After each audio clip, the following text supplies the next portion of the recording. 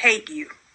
This is not conjecture. This is not hyperbole. This is a fact. The undeniable evidence is plain to see.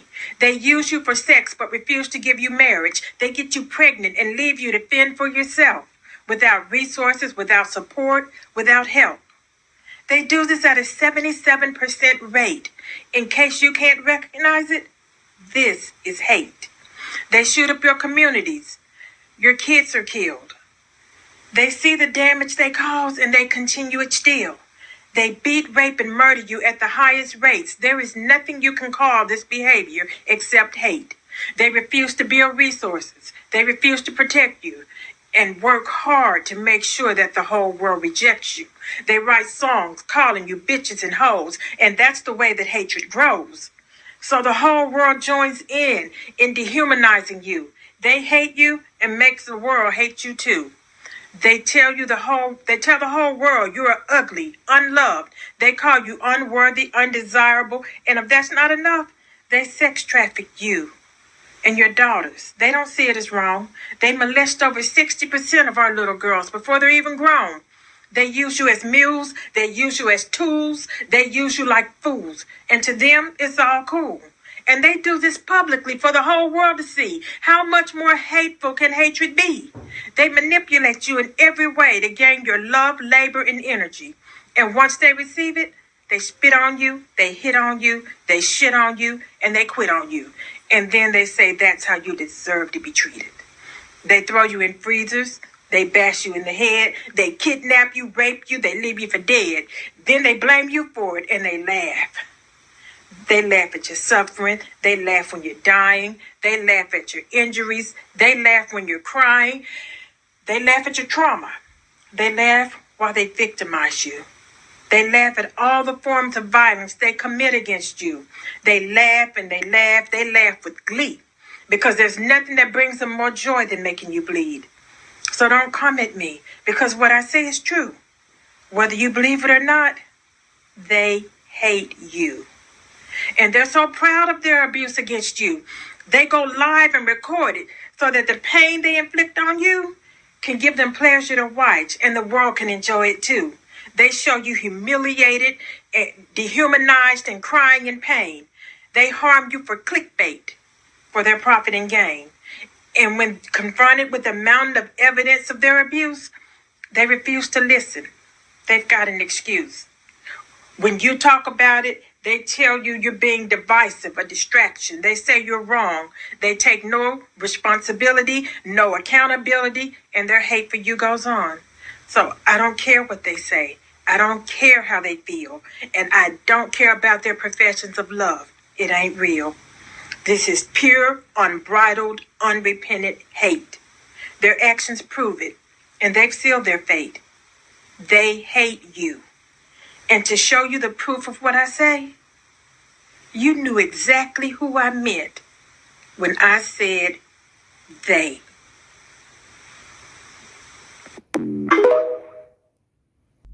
Hey guys, welcome back to my channel. So as per the title, guys, you can see in today's video, we're going to be talking about this pic Misha that you guys are viewing here on your screen. And no, guys, obviously I don't mean Shonda.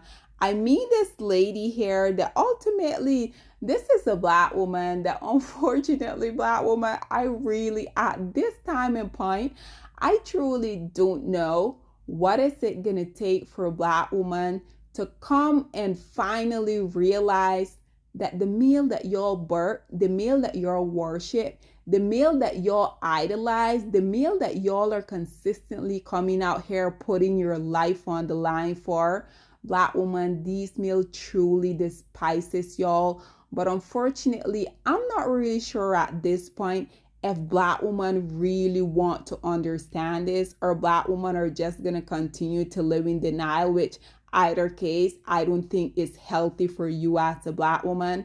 Nonetheless, guys, you guys already know how I feel about Shonda and her point of view. So ultimately, she were talking about this lady that you guys are viewing here on your screen, where ultimately she gave her dust bucket an ultimatum. And we already know, because these men don't like black women, these men only like the benefit that they get when it pertains to them being with a black woman. But unfortunately, a lot of black women continue to live in denial when it pertains to this.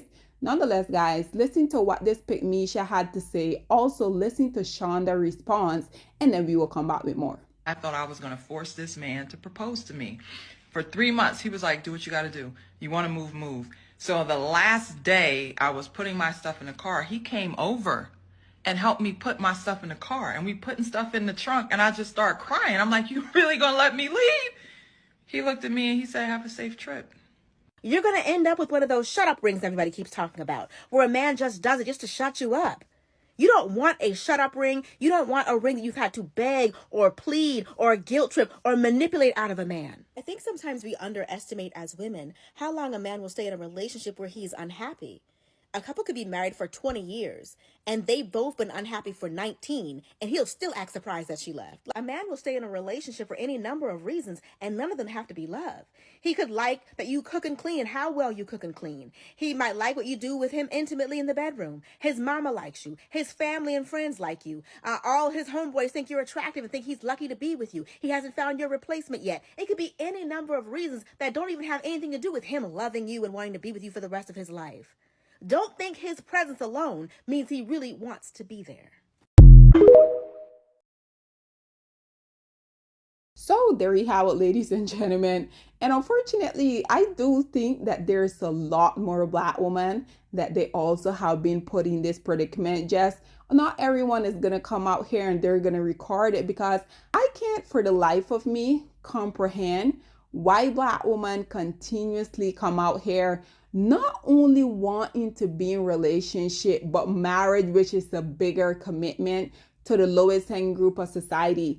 Black women, do y'all not know that literally your basic necessity that you need just so you can live a day-to-day life? Black women, do you not know that black male provide absolutely zero of those basic necessity that you need?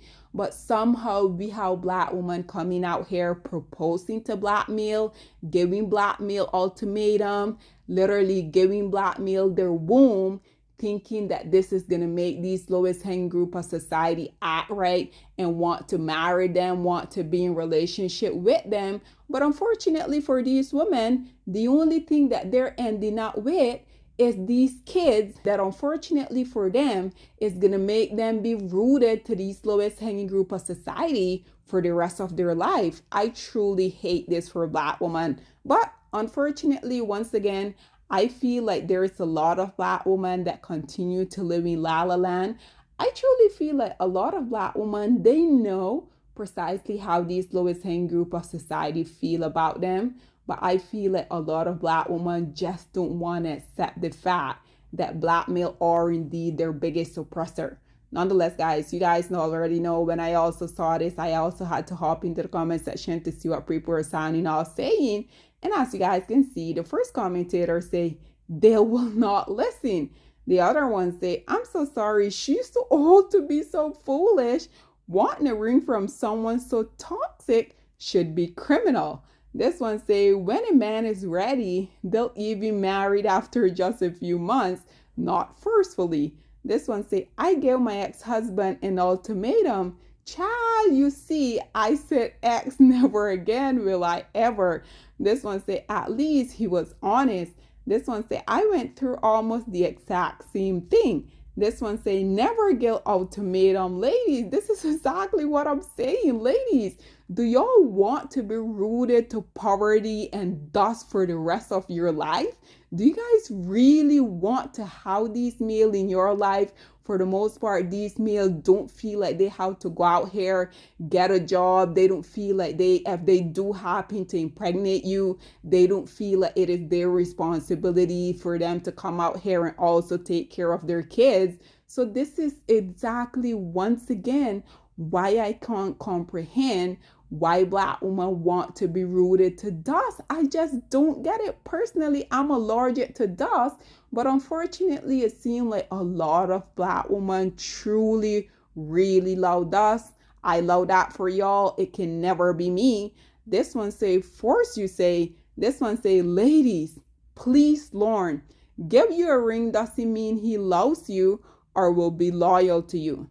Look again at the benefit of marriage. It's not like you think or imagine. Choose you before everything. This one say never beg a man, rolling eyes.